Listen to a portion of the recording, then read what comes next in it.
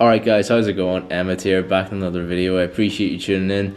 Now, your business is doomed without this magic trick. What do I mean by this? So, today I want to talk about the importance of having an overview of all the inputs in your business and all the outputs in your business and how to specifically track those. So, you'll know by now, I work with mortgage advisors here in the UK. I essentially run ads, consult on business growth through social media and through marketing, with helping people get new leads, appointments, and ultimately conversions from all those appointments as well. But I need to be able to do this in a way that you can get as many leads and appointments in and as many conversions in at as low of a cost as possible and get as high of a return as possible from these.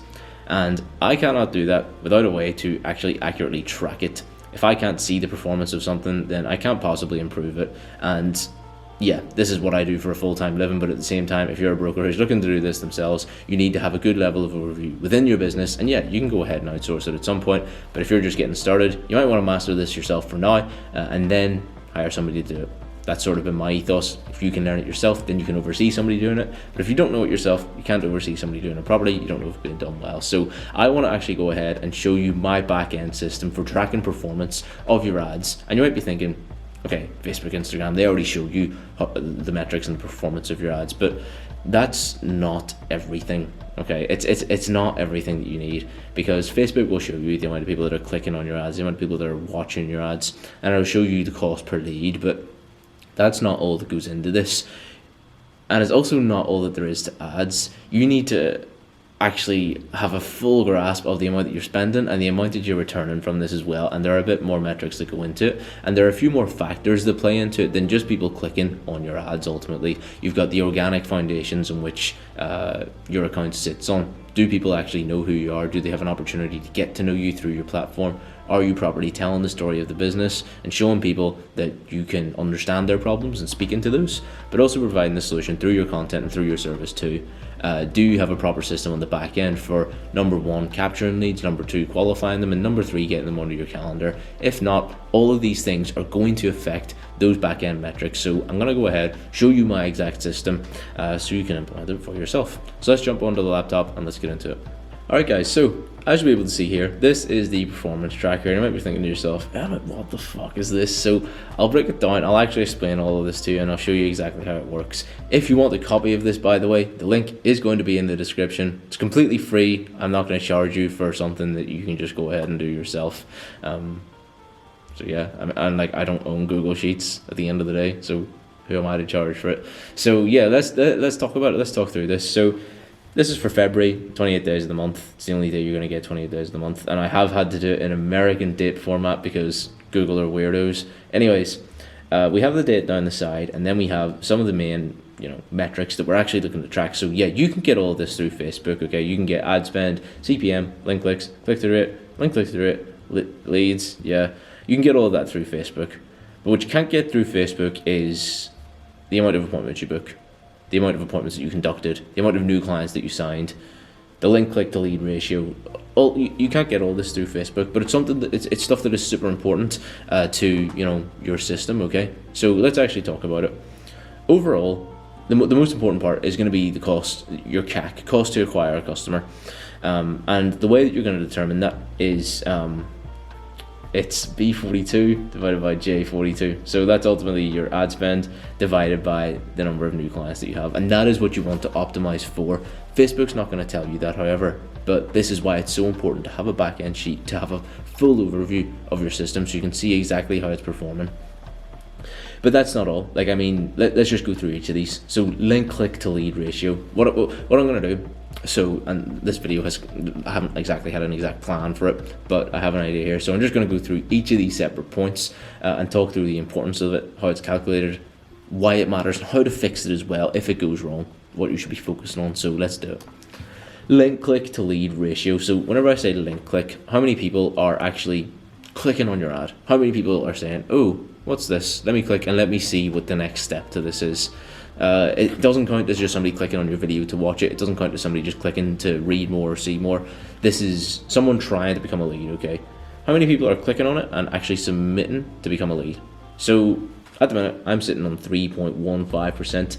I haven't yet developed my KPIs for this because I want to give it some time just to see what performs well and speak to some other experts in the industry too. But what's happening here is I'm finding people are clicking, and because I'm running landing page funnels now, if you've seen my previous videos, I've talked through those as well. Some people will click and immediately they'll be put off. They'll think, oh, this is taking me off site, I'm not interested.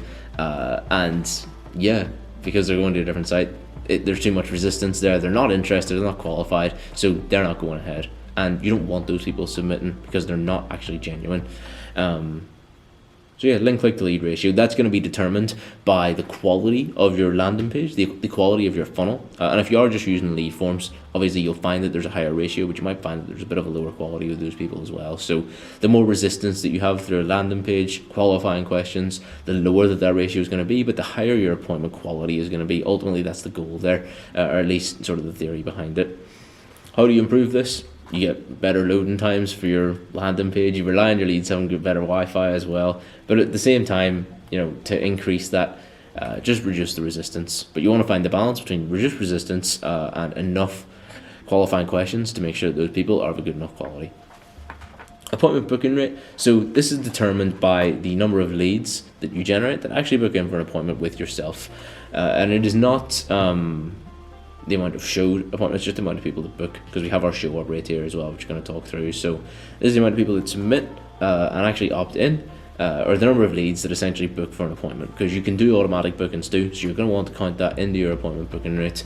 But there's also the manual follow-ups, how many people booked in for an appointment off the back of that as well. It can be determined pretty simply, just appointments by leads times 100 gives you your appointment booking rate. Show up rate, how many of those appointments actually, apologies, I need to talk on sort of how to improve your appointment booking rate. So when it comes to improving your appointment booking rate, this is going to be about quality, okay, and it's also going to be about the messaging and the way that people perceive you. So this can go deep, okay. Number one, you might be thinking, how do I qualify people better? And you're thinking to yourself, oh, I can use questions in the lead form, I can get some more information through my funnel as well. And yeah, technically that'll improve quality, but this goes deeper than that. Let's say you have an Instagram page, or let's say you don't even have an Instagram page, you only have a Facebook page and you're running ads on Instagram. If somebody clicks on your Instagram account and sees that you don't even have a page, or that you only have like 100 followers and you post once every 6 months, if even, and it's super low quality, then it's going to reduce the quality, okay? They're not going to view you as an authority figure, as somebody with loads of social proof. If you're not posting about your wins and your testimonials, then that'll decrease their perception of you, and as a result reduce their quality. And you might be thinking, oh well, that's a bit shallow, but it's true, and not everything is immediately conscious. Like, this is very much a subconscious decision that the person's going to come to. So yeah, it goes a bit deeper. You want to make sure you have your organics there. You want to make sure that your ads are of good quality. Speak to those people in the right way. Speak to their problems properly. And yeah, that's how you can ultimately improve the quality of your leads and your appointment booking rate. Show up rate. How do you improve your show up rate? So this is pretty simple. There's only so much that you can do here. Number one, if the lead quality is super poor, it's going to be a bit lower. So work on the quality of those guys the way that I just talked about just now. But at the same time, put on your appointment reminders. Make sure you have an appointment confirmation text as soon as that person books in, appointment confirmation email as well, and then reminders 24 hours before, 1 hour before, 10 minutes before. You'll be absolutely fine. Try and make sure that that's booked as soon as as close to the booking date as possible, if that makes sense. So don't be scheduling out 2 weeks in advance, 3 weeks in advance. If you can get that within sort of the next 2-3 days, super. If you can't, it's fine. People have life and things like that, but it wouldn't be an awful idea to maybe just check in with that person, a quick phone call. Hey, how's it going? We still good for the call? Yes, brilliant. Speak to them. So that's how you can improve the show up rate. Appointment conversion rate. So this is ultimately down to your sales ability, but also to an extent down to lead quality. Don't use lead quality as an excuse. Ultimately, I'm not an advisor, so maybe I shouldn't be talking on this, but just from my own experience in sales and growing a business, lead quality is an easy excuse when ultimately it can just come down to your ability to actually find a solution for this person and cater to their problems. So being good at sales is ultimately what's going to improve your appointment conversion rate. Try not to just necessarily blame that on the leads.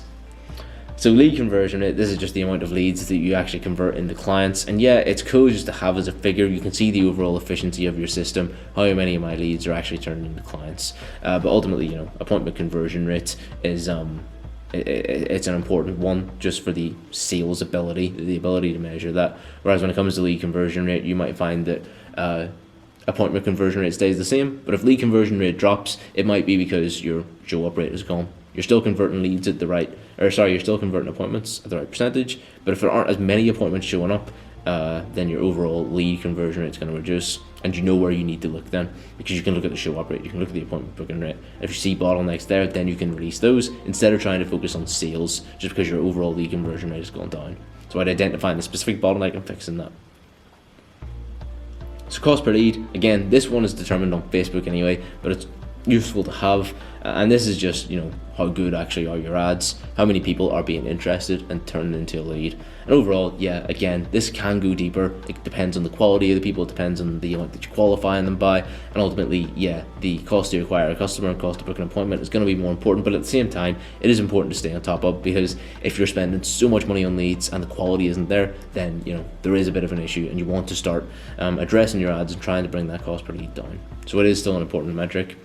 CPA, so this is just cost per booked appointment, and that's obviously determined by, you know, the number of bookings that you have relative to the spend. There is a difference here, cost per booked appointment and cost per showed appointment, just because, you know, you're going to have to factor the show up rate into this. It's important to keep your eye on these. And then overall cost to acquire a customer, which is going to be, you know, your most important metric. Then you can come and bring in ROI, but just as an appointment setter, I am essentially a glorified appointment setter. It's the cost to acquire a customer that's more important to me. And then as for my client's perspective, they can go ahead and work out broker fees, proc fees. If they want to go ahead, sell insurance on the back of that as well, then that's their prerogative. The return for every single piece of business is going to be different. So it's not always necessarily in my best interest to stay on top of that. Ultimately, I'm waffling, I'll stop.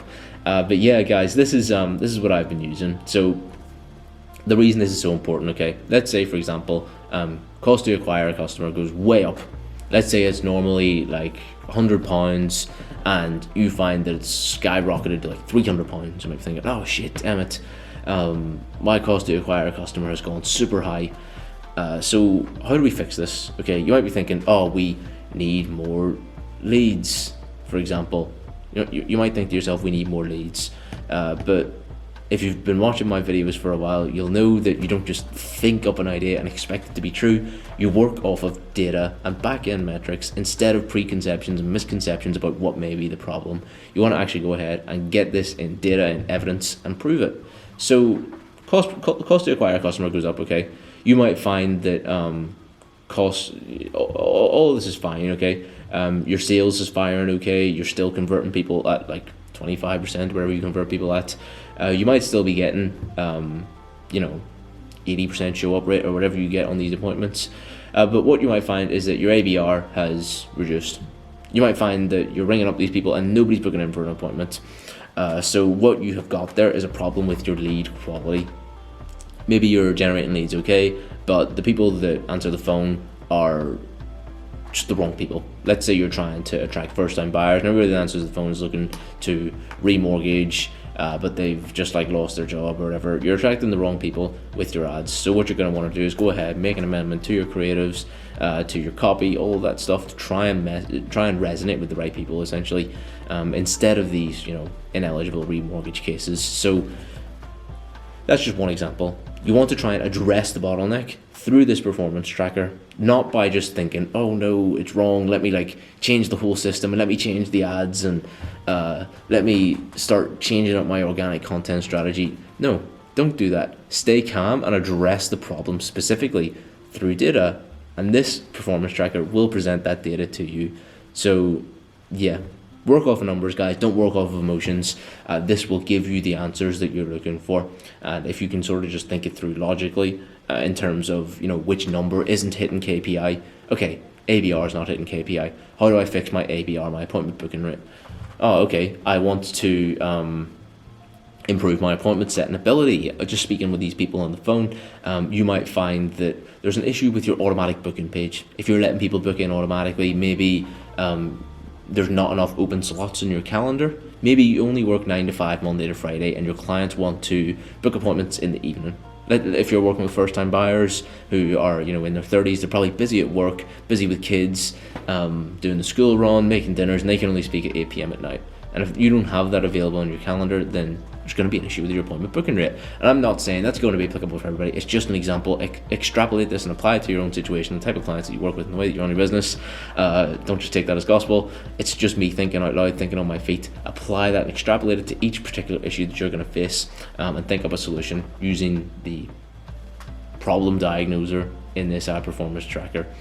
So yeah, that's my back-end metric tracking system, guys. I hope that you find this valuable. Again, like I said, if you want this for yourself, you can go ahead and start implementing it into your business, into your ad system right now.